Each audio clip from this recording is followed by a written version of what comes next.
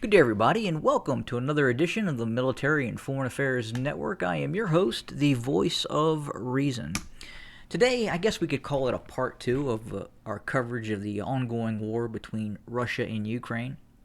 And I felt that some strategy and tactics needed to be talked about in terms of what we're seeing, and I also want to compare and contrast some successful points in history that I think come into play in this conflict.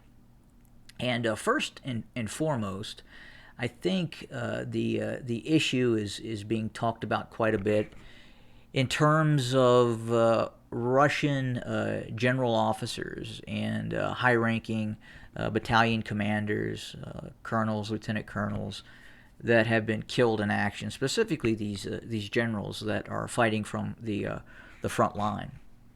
And obviously, we have seen some very aggressive Russian operations take place especially during the beginning of the war, and I think there's some different reasons why the Russians have seen failures in some of those operations. But if we go back in history and we look at for instance, Rommel when he commanded the 7th Panzer Division, and specifically during the invasion of France and his march up to the Meuse River, where we saw Erwin Rommel leading from the front. And obviously, what Erwin Rommel did during that specific campaign, crossing the Meuse and becoming very aggressive at various points in the campaign. Obviously, Erwin Rommel was not killed. Luckily for the 7th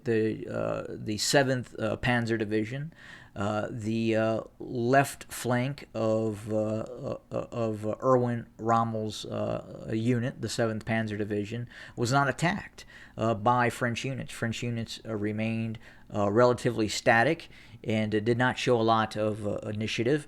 And we obviously saw that the 7th Panzer Division under Erwin Rommel was very, very successful in this very aggressive operation. And again,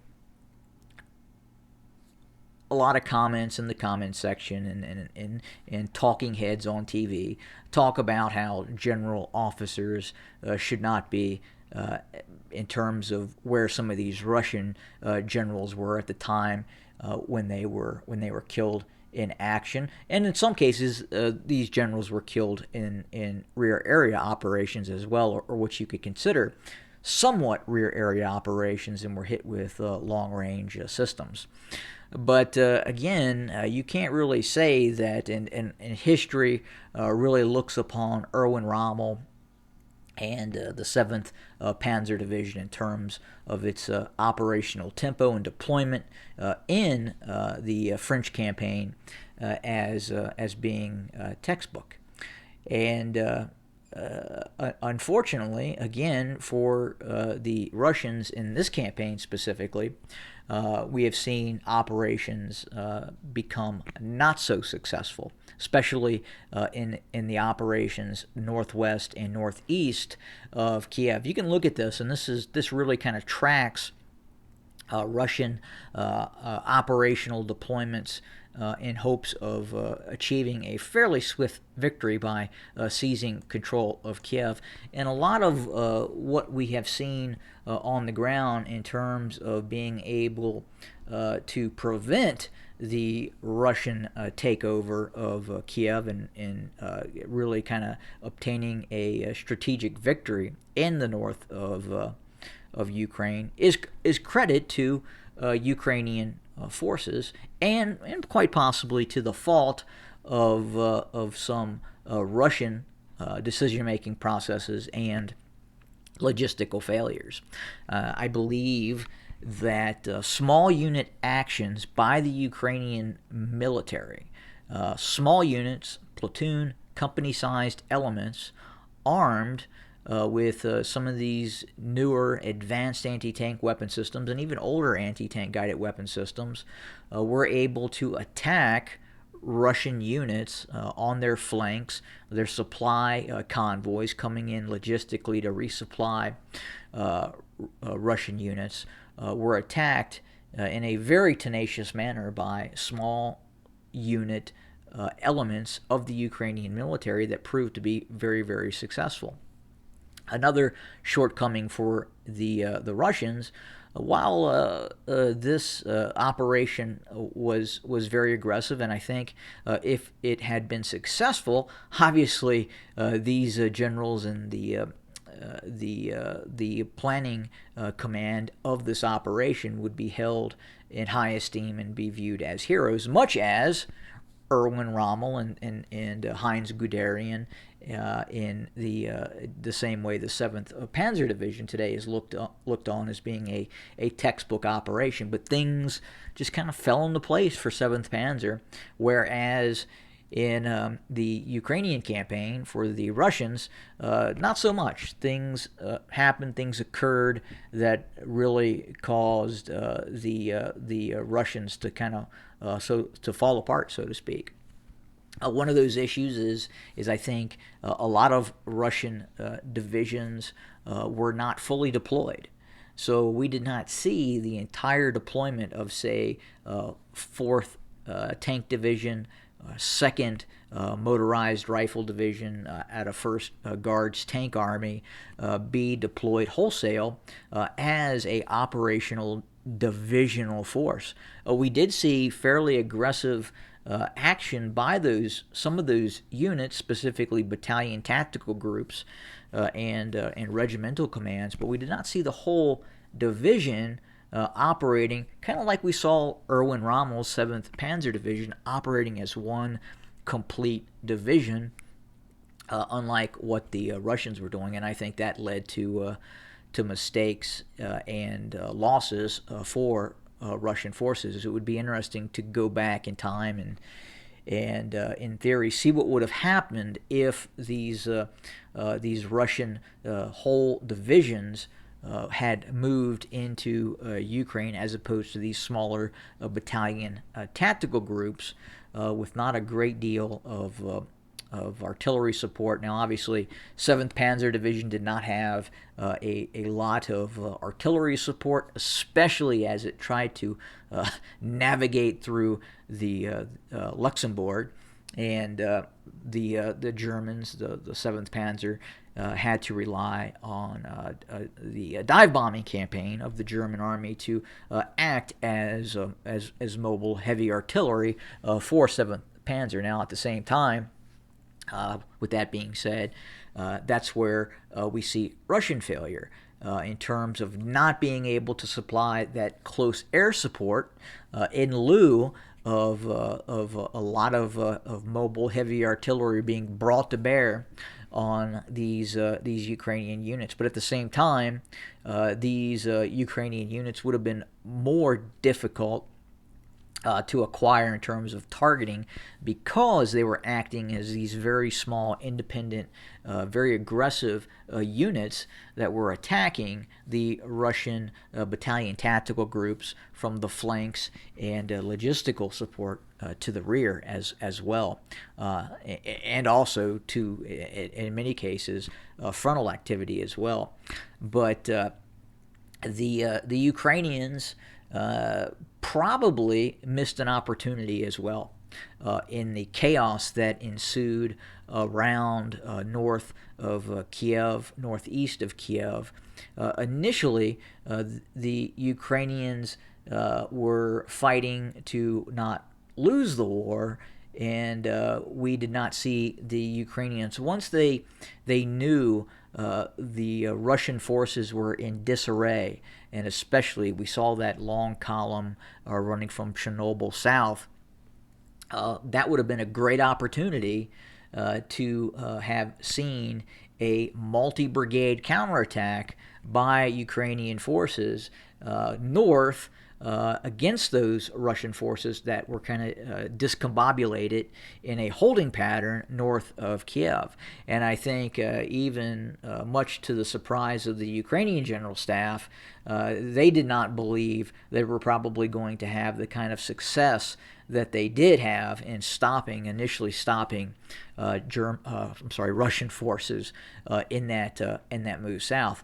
But to think if we could have seen a multi-brigade counterattack by Ukrainian forces in the direction of Belarus, or even something bigger, that we could have seen the possibility of a great deal of destructive activity put upon the Russians if the Ukrainians had launched such an attack. But fortunately for the Russians, we did not see that. We continued to see small unit activity, smaller battalion-sized groupings, company-sized groupings, but not a concerted campaign to kill the Russian army that was massed north of Kiev and kind of stalled. I think if we would have seen something like that, it may have changed the whole dynamic of the campaign and given the Ukrainians the opportunity to quite possibly continue an offensive into Belarus, which we then could have seen quite possibly an actual invasion of Belarus, quite possibly causing some serious regime issues for the Lukashenko regime. But we didn't see that. And I think that's another error on the part of Ukrainian forces by not preparing or seeing what was happening with Russian forces and then instituting an immediate and very aggressive counterattack against Russian forces. But I don't think the Ukrainians had even thought about that was a possibility because of a lot of the talk up to the original conflict, where they thought they might be defeated in 80 hours, and we didn't see that occur. But again, just kind of going back to the whole concept of these Russian generals being killed, I mean, it could have been very much the same for the Germans, but the Germans lucked out and met up against a fairly static French army and British Expeditionary Force. I mean, yes, they did overcompensate in terms of going into the Low Country, the motorized divisions. That did cause issue, but at the same time, Erwin Rommel and the 7th Panzer really kind of lucked out by not being faced with an aggressive French counterattack that could have occurred, which did not occur. And the same goes for the Russians in this conflict. Obviously, things are changing, and the tactics and strategy on the battlefield have changed for the Russians in terms of the way they are maneuvering, or rather not maneuvering right now, and relying more on a lot of heavy artillery. But again, if we were to go back and if this would have been successful in the north, all these generals would have been praised for a textbook blitzkrieg style of operation. And if you look at the way things occurred in the north, it was very much like I would say somewhat like the German campaign, but unfortunately for the Russians, they did not introduce their divisions in a wholesale manner that may have been more effective.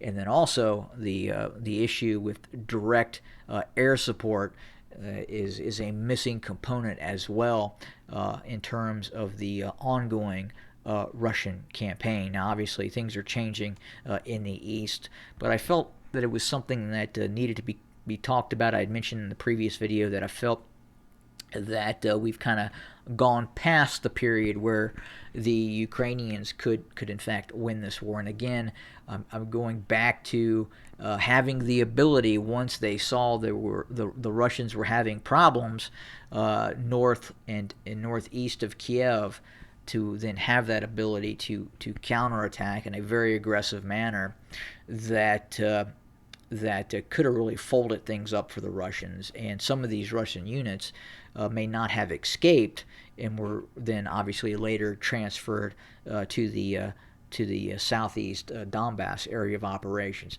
Some units were harried, harassed, and were definitely hurt in their tactical withdrawal out of northern Ukraine, but we did not see the wholesale destruction of Russian units that we quite possibly could have seen if the Ukrainians had prepared a little better in terms of maneuvering in actual brigade-sized formations against some of these Russian units. We continue to see aggressive small unit action, which did very, very well. But unfortunately for the Ukrainians, they weren't able to exploit some of those Russian challenges and failures that we saw earlier in the campaign. And again, I think we're past the point now where the Ukrainians would have that capability. A lot of Ukrainian capabilities have since been destroyed over the last 100 days. And the ability for Ukrainians to mount such a counteroffensive, again, brigade, corps-sized elements, have probably, at this point, escaped Ukrainian capability because of the ongoing war. But just wanted to talk about that, especially the concept of Russian generals being killed. Look, they were leading from the front. Some were, some weren't. And unfortunately, modern war got the best of some of them. It changed. I think the intent was good. I don't think it was an issue of because things were breaking down for the Russians per se.